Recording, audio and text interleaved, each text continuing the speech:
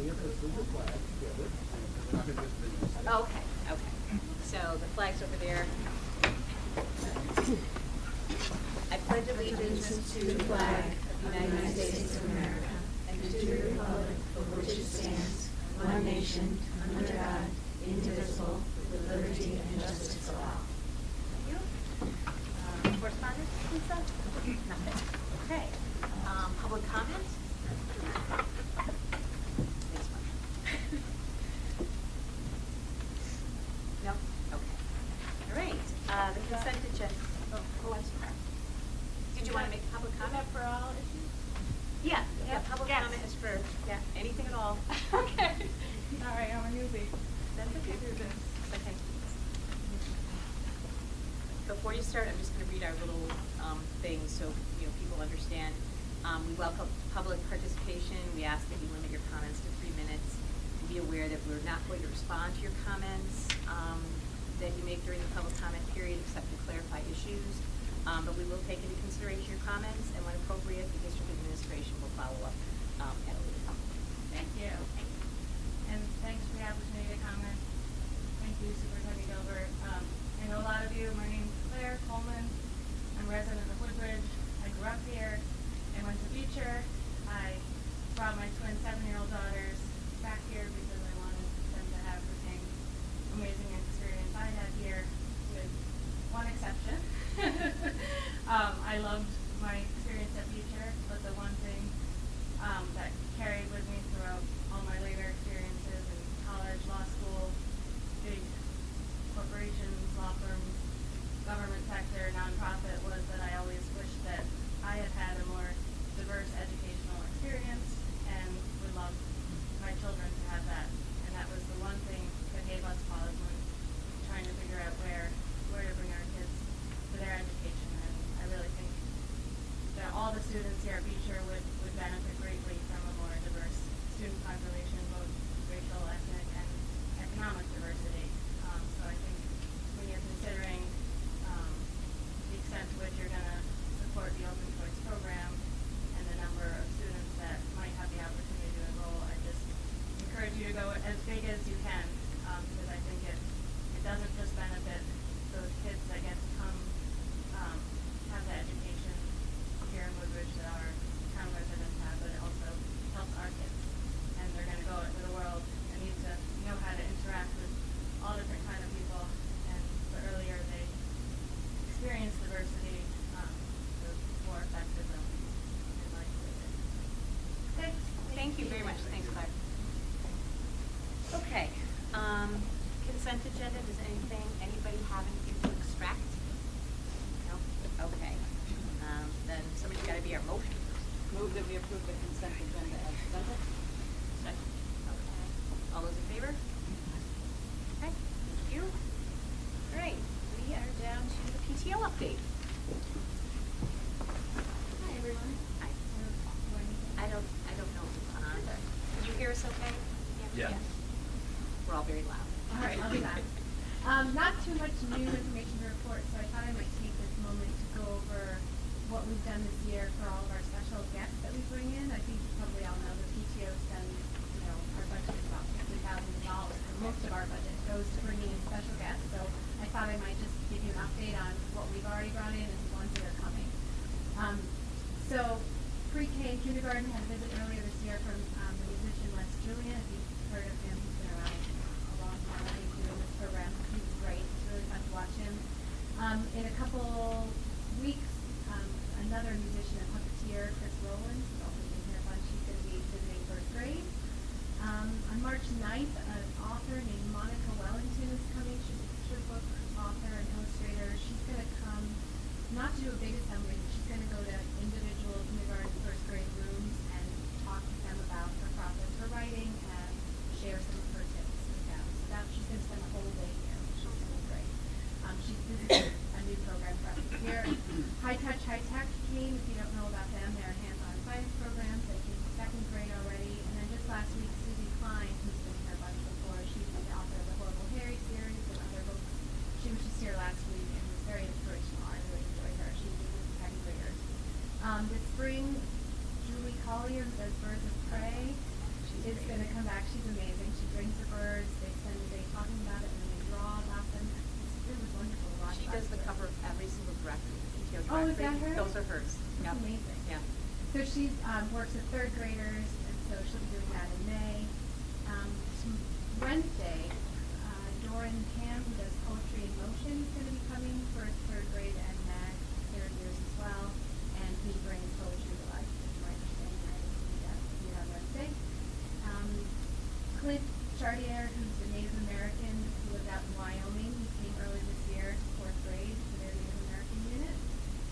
MAG took advantage of our sponsorship for a program at the Connecticut River Museum, which was apparently fabulous. They went on a boat and they did a lot of great stuff with their water project here, so it was really relevant for them. Fifth grade just was dancing, flamenco dancing, earlier this month. Which was amazing to see, and they were really enthusiastic. And so, oh, they were amazing. And so Melinda Marquez is the woman who does that with the fifth graders, and she brings in accompany us, and then there's always a few kids who volunteer to help with percussion too, so it was wonderful.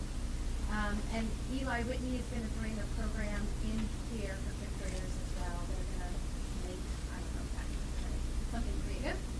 And author Jeff Rodkey was here earlier this year for sixth grade. He does the Tapperton series. I wasn't familiar with it until I went to his presentation, but apparently it's very popular, sort of almost graphic novel-like. He was very enjoyable as well. We still need one more program for sixth grade that I'm trying to work out with the sixth grade teachers. We try to have at least 2 programs for each grade to keep it equitable. And then the last one is exciting. I don't know if you know Mary Pope Osborne. She's the author of the Magic Treehouse series. She's coming to feature on March 23rd. She's going to do first, second, third, and fourth grade. It's going to be a big presentation. But Magic Treehouse, if you don't know, is in every class I've ever taught in or seen. And so it's a big coup to get her to come. RDA Julie and the booksellers in Madison helped coordinate that with us. So we're very excited about that. I hear she has been ill. I never met her, so I think last year we tried to make it happen. I think she's gotten to it. Was she sixth grade? Is that what She was six. She did sixth grade. Yeah, so I think that's why we have this Yeah, whole which now is- that we're trying to fill. yeah. That's my understanding. So that's our program for the year. Those are all like amazing programs, and PTO spends, like half your budget though. Yeah. A lot of money on those programs, and they are always worthwhile. And I know, the staff sometimes finds new things. Right. But those are great programs. They're always worth seeing. You let the parents know, right? When you're going to have programs. I know some parents. Oh. I don't know if the teachers Oh, did the kids that. did. Yeah. I mean, there were actually some parents that came to teach on. Yeah. Birds usually get a group. We just had in when I walked into the Susie Klein presentation last week. Of course, I told Susie that I remember her from 25 years ago in Granby when she came to my school there. She didn't remember me at all. But I always say that Amy is there holding the fort down. Amy is a great presence as the executive board is of the PTO, and appreciate her time and being here. And thank you, Amy, for that. Yeah, thank you very much. Does anybody have any questions for you? No? Okay. You're up. Okay. So, at the start of my superintendent's report, I'm just going to mention that February is an important month. It's Black History Month, and I just wanted to play a short clip from our news today, which is representative of the news programs we've had during the course of the month. So those of us who are here will just kind of step to the side and let Carl play a little bit of the beginning.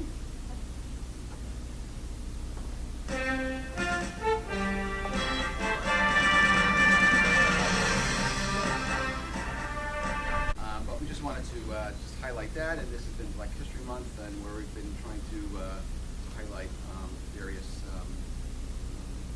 people on our news program. So we did Louis Armstrong the previous week, and some early basketball stars the week before that. So thank you, Carl, for playing that, and thank you to Daniel Laco, who coordinates our news program.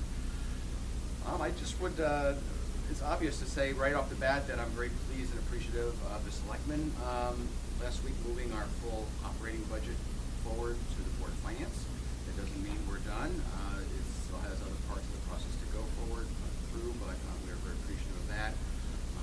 So thank you to the Board of Finance for that moving forward. We're also aware that, similar to many departments in town, our capital budget items will not be forwarded on the Board of Finance this year. This Friday is an exciting day. It is Read Across America Day, and we are coordinating Read Across America activities for the morning, and many of you actually who are in this room are coming in to read, and thank you for that. And if you still wanted to hop onto that process, it's not too late to let Marcia know that. So looking forward to that. We're not going to let any snowflakes this Friday upset us with that. I heard a couple snowflakes in the air, but that won't affect us. I haven't heard that. So kindergarten orientation is right around the corner, and orientation as well as registration, they're coming up. Orientation is planned for not for this Thursday, but Thursday, March 9th, which is next Thursday at 6:30 in the Beachy Road cafeteria. And registration will take place on April 4th and April 6th. So obviously we're getting revved up for kindergarten. That's exciting. Our student council has plans to visit the Woodbridge Senior Center in March. March will be a day with them to come over there and to lead activities for our senior citizens and strengthen the connections that we have with our community. So we're looking forward to hearing how that goes, and our student council members are very excited about that. I think one of our student council representatives, our leaders, is in the audience. Thank you, Teresa, for your leadership. You have 3 partners in crime with you to help with that. So thank you. An annual event took place this past Friday. The Woodbridge Rotary Club came to Beach Road School and presented their annual gifts of Webster's Encyclopedias for all of our 3rd grade students. And so we thank our Rotary members profusely. Were you supposed to report about that? Try to just drop it I'm off. sorry. I'm going to stop there. You can say the rest of it. Whatever else you say, you can say the rest of it. Sorry. Also, as we've been trying to get the word out, there is an upcoming parent information meeting that will be made available to Bethany, Orange, and Woodbridge districts for elementary parents. This is an information night on the recent legislative changes that are in the area of the Sexual Assault and Abuse Prevention and Awareness Program. This meeting will be held on Tuesday, March 7th, at 6:30 in the Emily High School cafeteria. We sent some information out about that already, and we hope you'll be there to learn more about that. Summer is not so far up. We just heard about the Super Soaker. We've had good weather. We are working on our summer programs and schedules, and details are coming out very soon for our summer enrichment program, our extended day, and other areas. And our summer enrichment program director, Sandy, is right there, so she's geared up, and we're moving forward. So we're getting ready. I have a question. Yes. When you do kindergarten registration, do you talk about the welcome to Yeah, it's in the slide presentation. Oh. We speak about Oh, extended well. day and summer enrichment. We have just been given a wonderful gift. This is not the first time this has happened, but a local businessman, Master Kim, I'm sure you know Master Kim, gave us a gift. He made a visit to me last week and gave a gift of $1,000 to Beecher Road School, which is very generous and very appreciated. This will be going towards supporting our PE program. It has in the past, and possibly some other school programs, as he and I have some further conversation.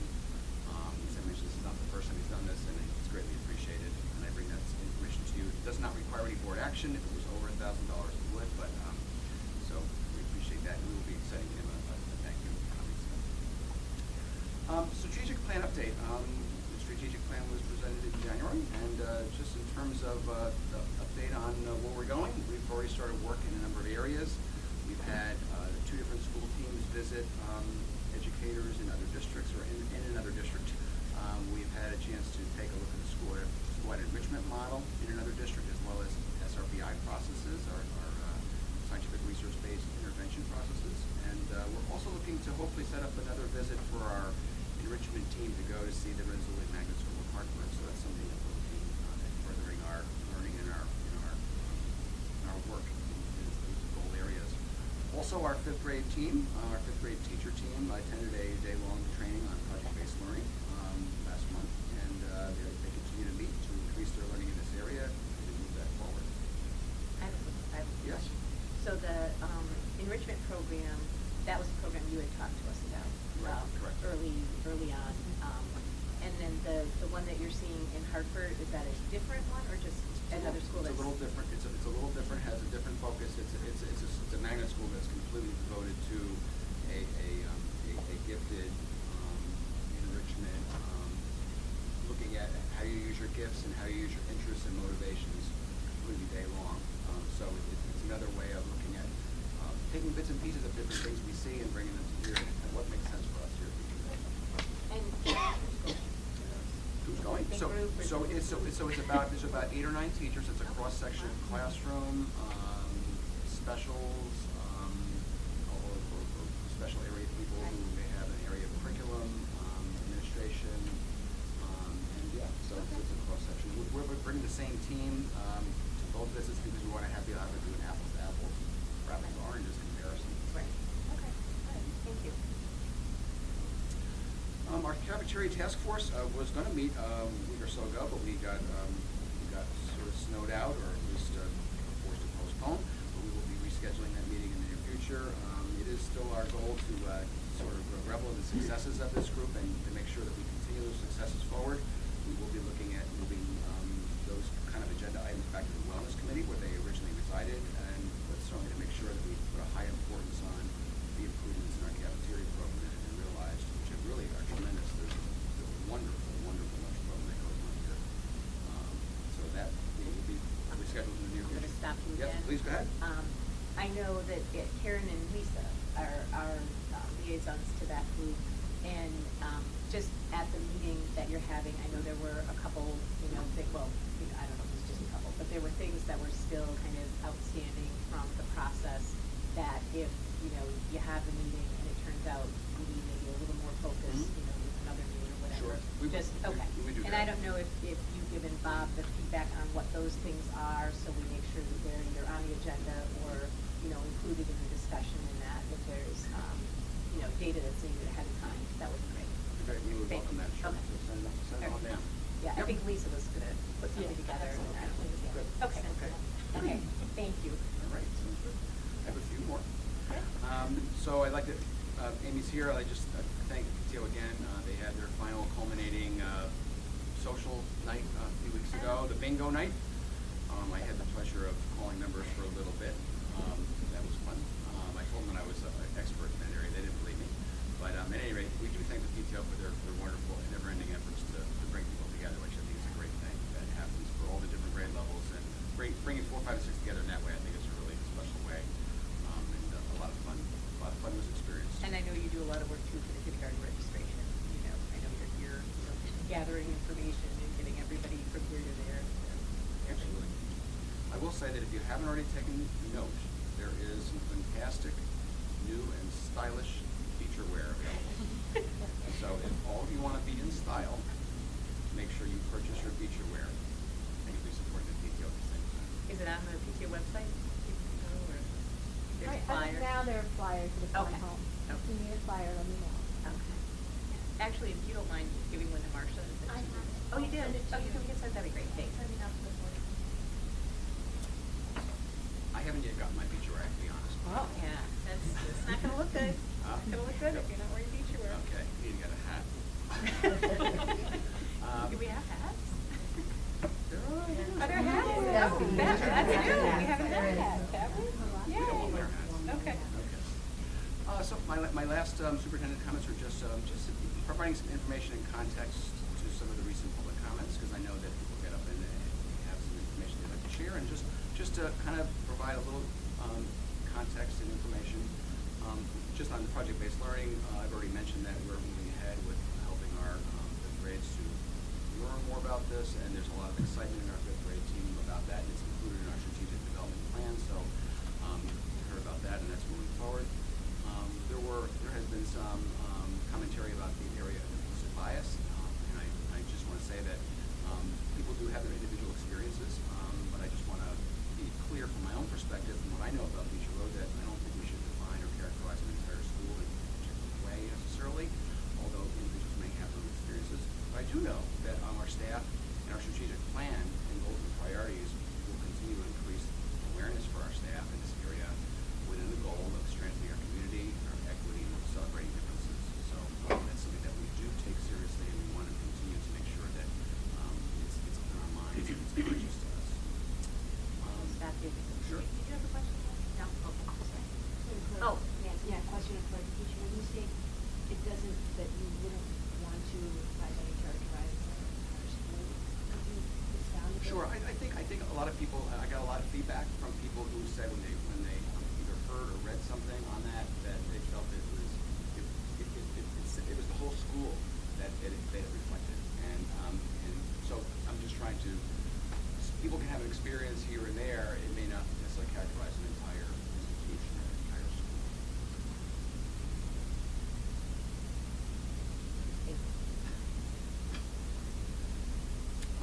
In regards to the TAG program, there were some interesting reflections on that in terms of wanting to make sure that even if we're moving forward in a school enrichment model area, that we want to make sure that we're not leaving back or leaving aside anything that's important for gifted and talented students. And I just want to assure people that we're going to be sensitive and conscious of the current TAG program, and we always want to make sure that any needs that our early master or gifted students have, we want to make sure that we work at any changes we work at. We want to make sure we're meeting those needs. So that's something that's very much on our minds and very, very important to us. Lastly, there was also some commentary and some thoughts made about outplacement and transportation costs, and we continue to look at this in a very serious way as well, from the local area level, from the regional level, even state perspective, and we're going to continue to look at that because we want to do the right thing for students individually. We want to make sure students' needs are being met.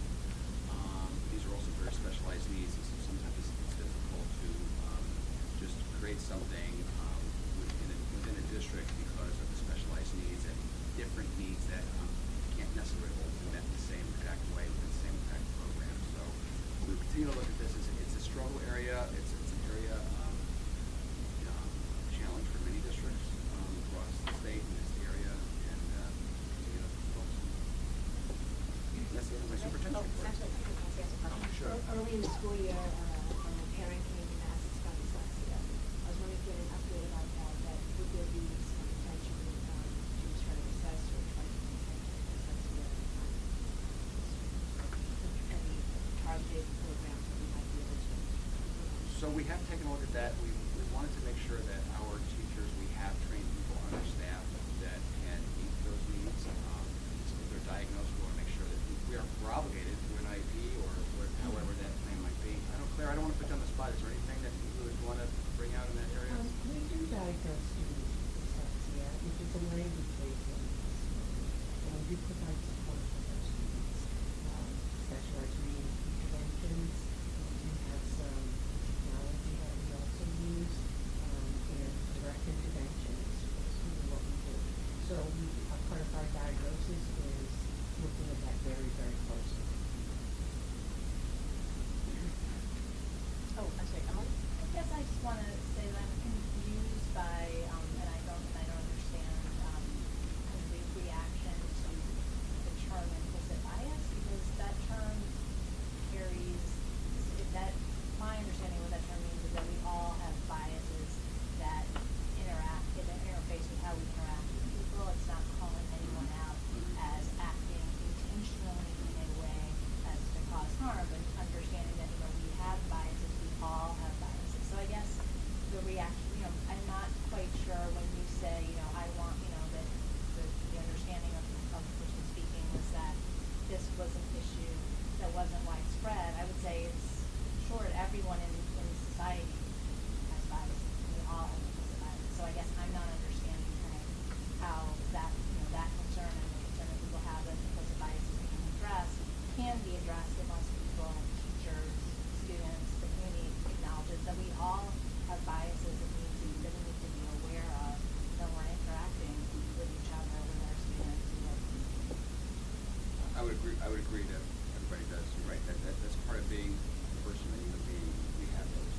We bring experiences from our childhood or however we were raised or the context. And you're right. So we all have those. I think I was just trying to reflect that, and I'm also trying to affirm that each person can have an individual experience or an experience with what they may have encountered.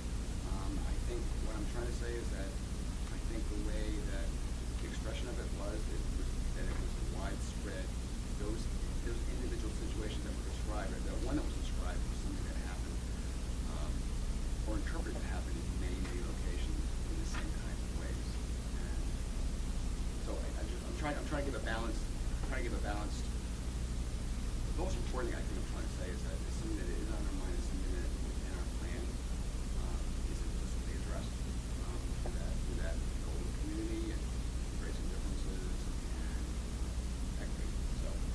think I- it can was I the finish? perception of the comments. Right, more so I than- would like to finish and react to that by saying, I guess I'm wondering what, if, when you say it's implicit in how we interact, I guess the question is, are we doing any training, professional development explicitly so that teachers can be more aware of any biases that they may, have that are then, the way, to interact with how they then, work with kids or with their colleagues.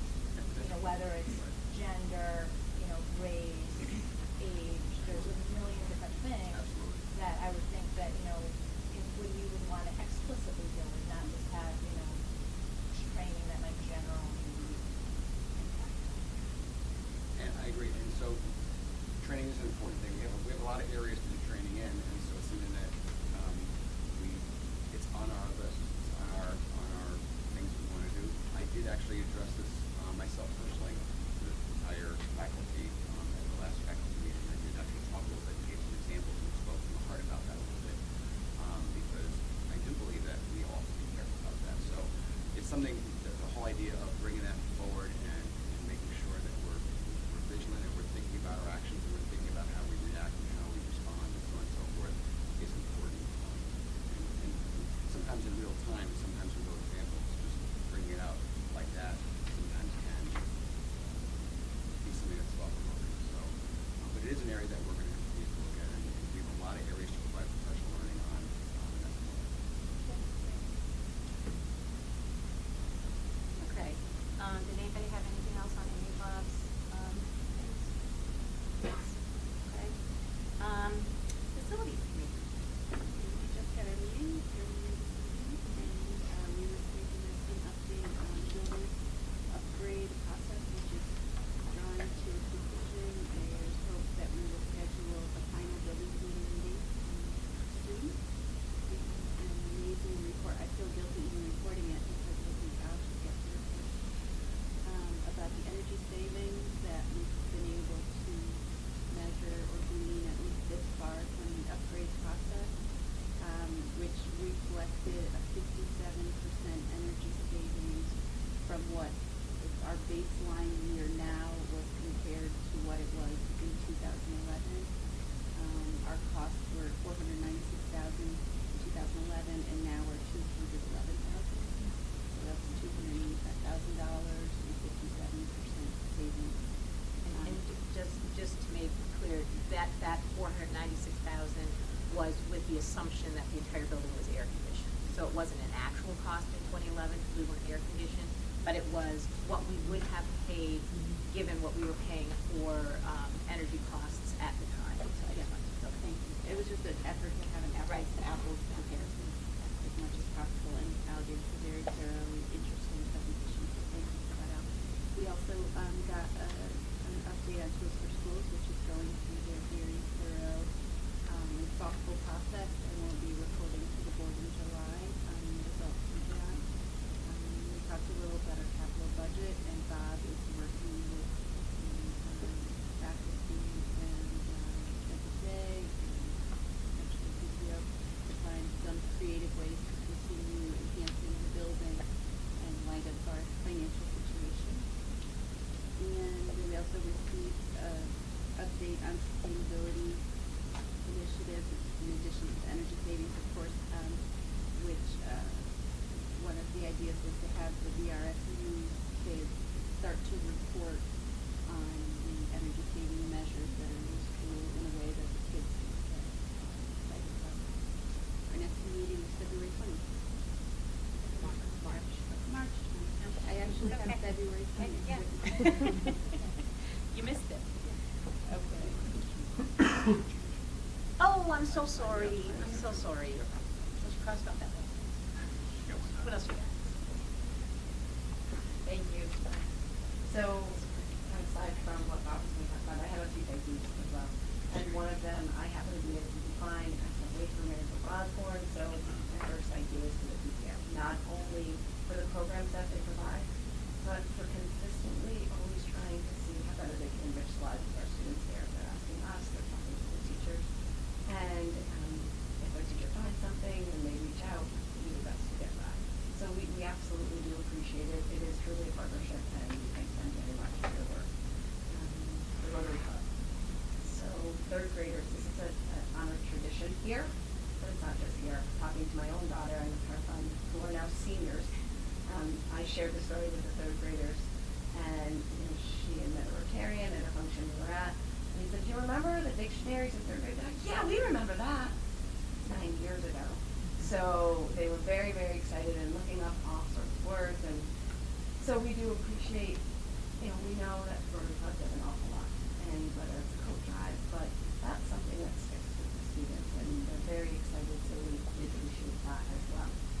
I'd like to highlight an after-school program that just ended, the Poetry Field. So I'd like to thank Dan Chase who kind of took this on. They have a poetry guild event after school. Parents were invited, students practiced, and then shared their poetry. Some of it was on display that they got out, and in front of their peers, in front of Gilbert, myself, and parents, they shared multiple poems. But before the parents arrived, I had an opportunity to talk to the students.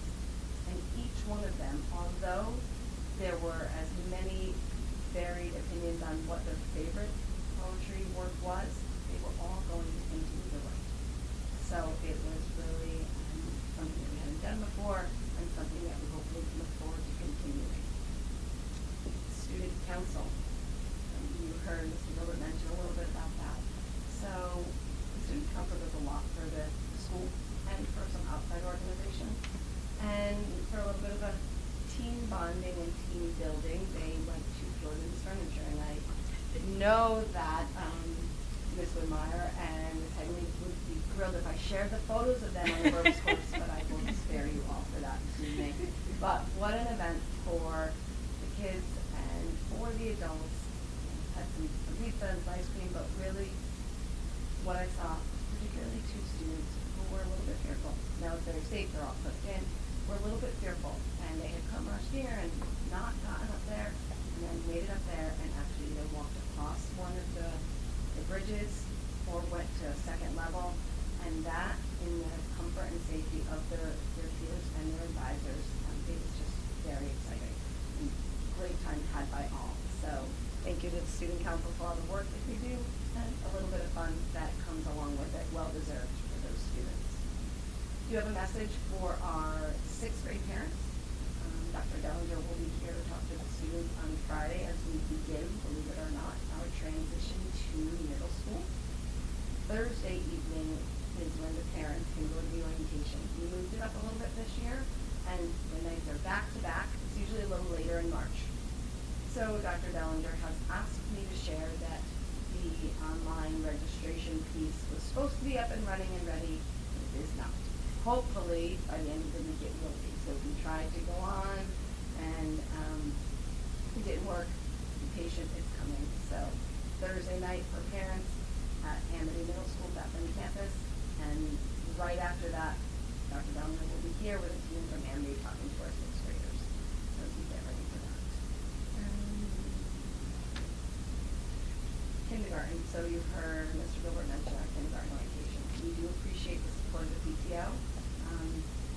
We expect a pretty good crowd. We will have a presentation to kind of talk about what kindergarten, what kindergarten is like here at Beecher. Wonderful program. We have lots of people coming. So you will hear SCP, you will hear about extended day, you will hear from our language arts folks, you will hear from our math and our kindergarten teachers. So I think that wraps up my part. I do something from Ms. Sherman regarding NAEP. Go ahead.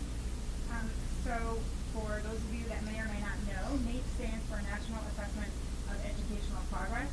Whenever you hear in the news the nation's report card, that report comes out of NAEP testing. So last week our 4th grade students, a select group of 4th grade students, were asked to participate in NAEP testing.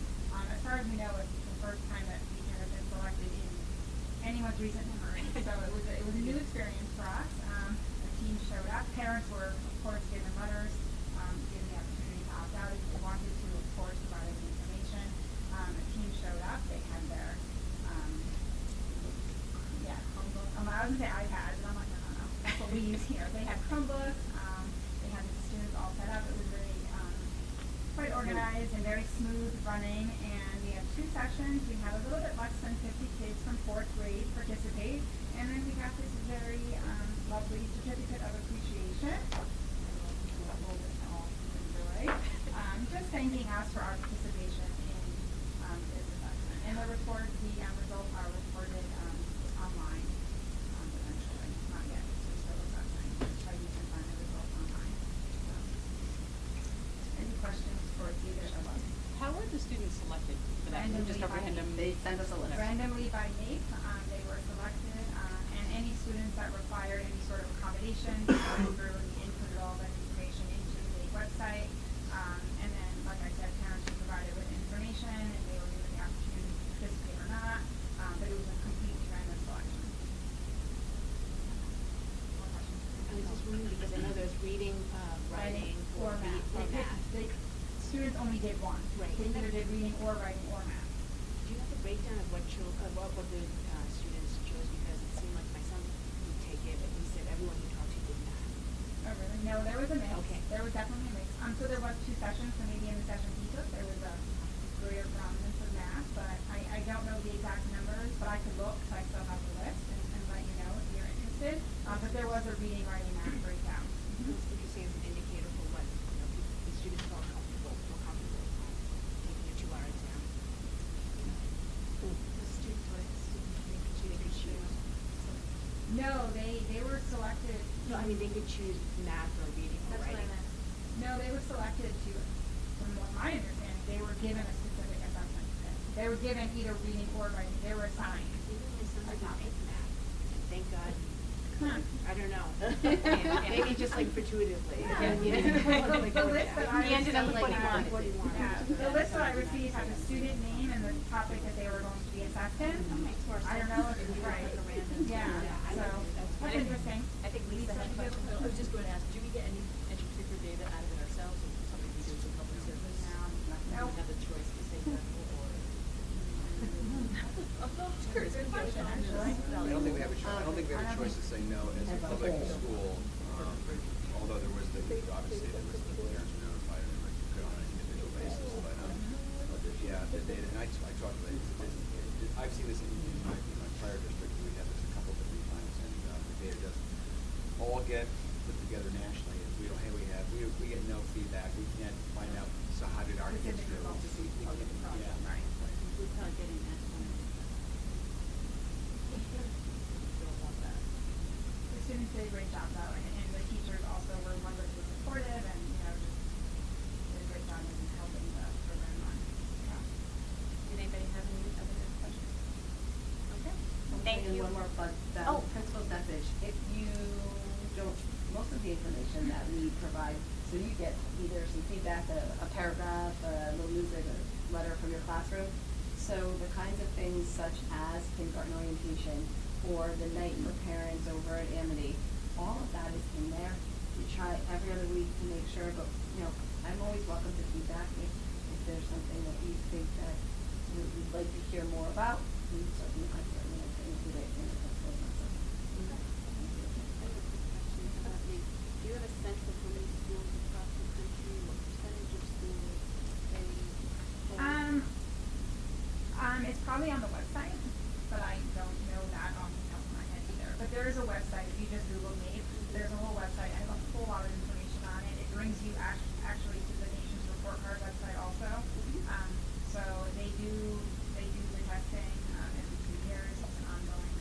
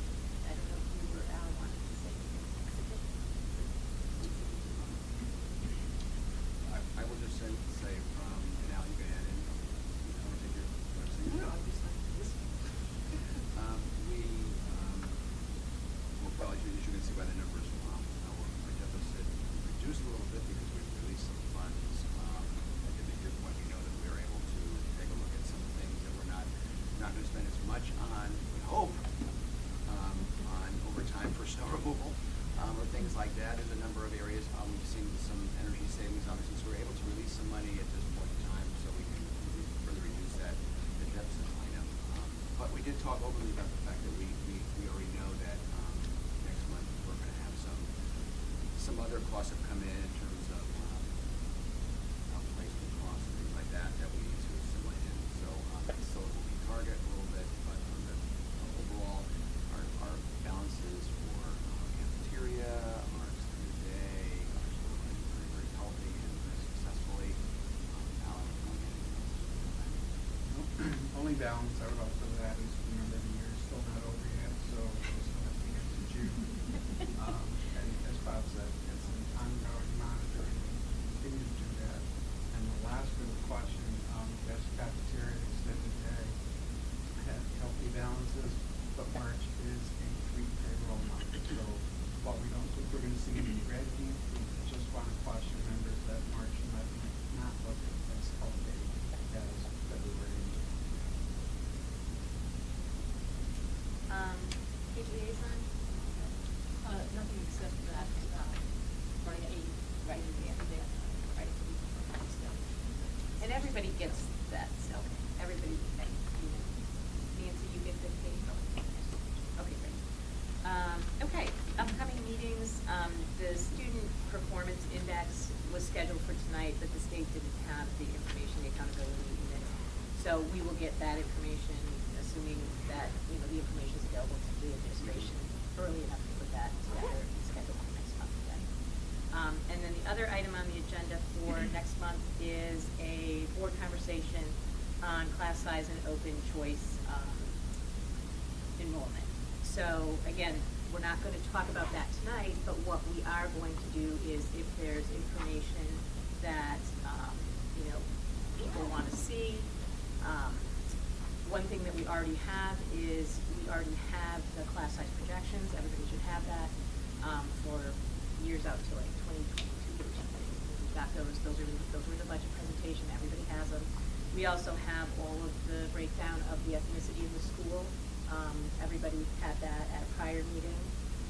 So For the breakdown by school, though, I would like to see the breakdown of the kids who are in open choice, because that was folded into that overall.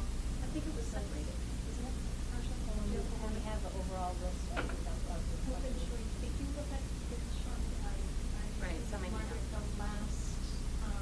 last line on that is open choice. So it is separated. Those. Yeah. But then when you have the overall school population, they're folded back in. So I would be interested to know what that overall school population looks like without those pieces. So what percentages exist if we take out the 12 open choice slots? How does that change the ethnicity percentages? Okay, so we have them separate. We should be able to figure that out. Okay. Pardon? Madam Chair. You can just call me Margaret. Okay. Because otherwise I might not answer. I just want to clarify what exactly we're going to talk about in that, because are we talking about open choice for next year, or are we I think talking about? kind of bigger than next year. I think we're talking about a little bit of what do we want? What do we I want? think those, that's like implying that it's directly related to class size. We can separate. Yeah, I think we can call them class size as one discussion, just to go over what our current guidelines are, whether or not there's any discussion about, you know, anything that we would be interested in reviewing about the current class size guidelines. And then separately, we can talk about open choice. And what I'm hoping is that we are going to say, as a board, a full board, what is our goal in total? What do we need to do to get there? You know, how does it make sense?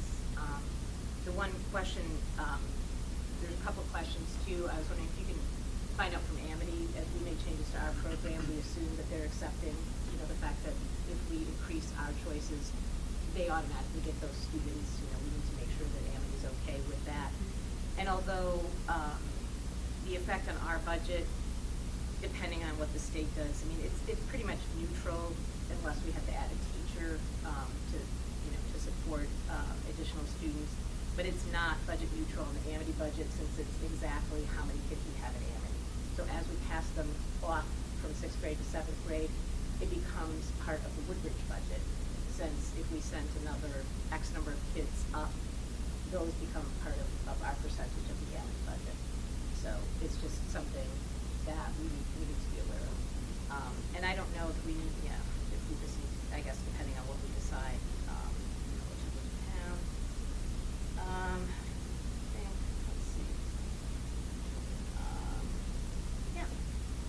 I didn't have anything else. And I think, like I said, I think we already have the data. We'll make sure that the open choice line is separate so you can do whatever percentages you want with or without them. If I may please suggest, the open choice is also to help those involved get out of isolation. It's not just ethnic or racial, it can also be income. I wonder if it would be helpful for us to consider median income in Woodbridge, median income in this country, median income in the community, name it, to consider what does income isolation look like, and because I think that has a lot to do with the purpose of open choice. So are you looking for somebody to provide that, or you're saying you'd like to provide it? I just Okay, wanted to bring it yeah. up as one of the variables. Okay. If you And wanna- maybe you can also suggest, are there other variables as we think about it? It's not just on the color of my skin, or, do you know what I mean? No, and we're not in any way, when we open up open choice, we're not in any way dictating anybody's ethnicity, anybody's really economic base. We're making assumptions based on, where students are coming from. But we have no way of really knowing, nor is that part of our criteria in any way. Yeah, I mean, this is the chance for people to bring whatever it is that they want to bring to the discussion. And again, as a board, we're trying to identify what is our overall goal in this program and how do we get there, assuming we can agree on what the goal should be, how do we get there?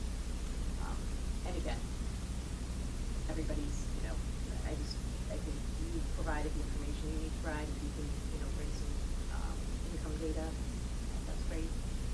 Did anybody have anything else? Okay, all right. Then we are on to new business, at uncertified staff retirement. And before I read the motion, or before the motion is read by you, I just would like to recognize a very special person in the audience tonight, Mary Riley Mayer.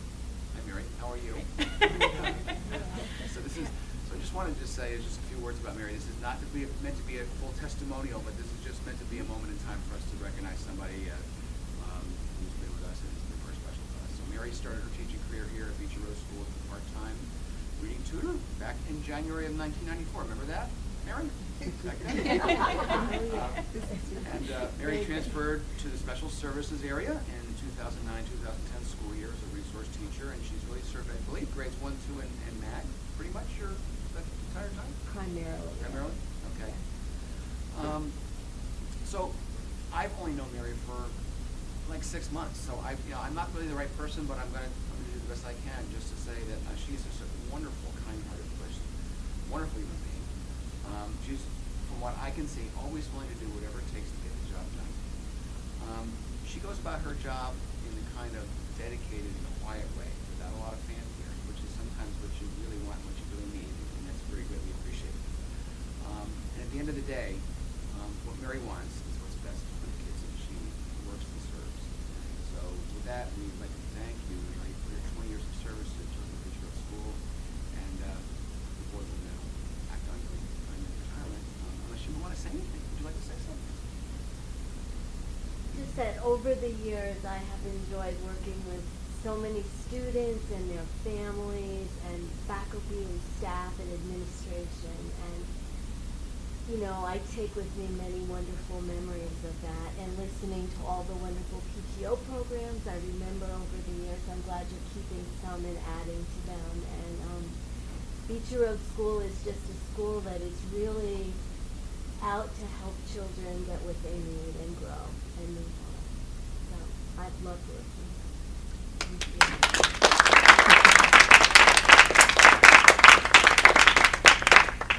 Okay, we need a motion. Move that we accept the retirement of Mary Riley Mayer, effective June 30th, 2017, as regret. All those in favor? Thank you very much. Thank you. Okay. All right, public comment. Anybody else sign up? I didn't see anybody. No? Okay, then we are going to go into executive session. Okay, so we'll take a vote to do that, and then we'll give time for people to leave. We will go back into public session to close the meeting. We will not be voting on anything. We will not be making any motions after the executive session. Everybody is welcome to stay and come back after the executive session. But it will basically be, I think, to say that we're adjourning. But of course, anybody who would like to come back is welcome. Okay? So we need a motion to go into executive session. Okay, all those in favor?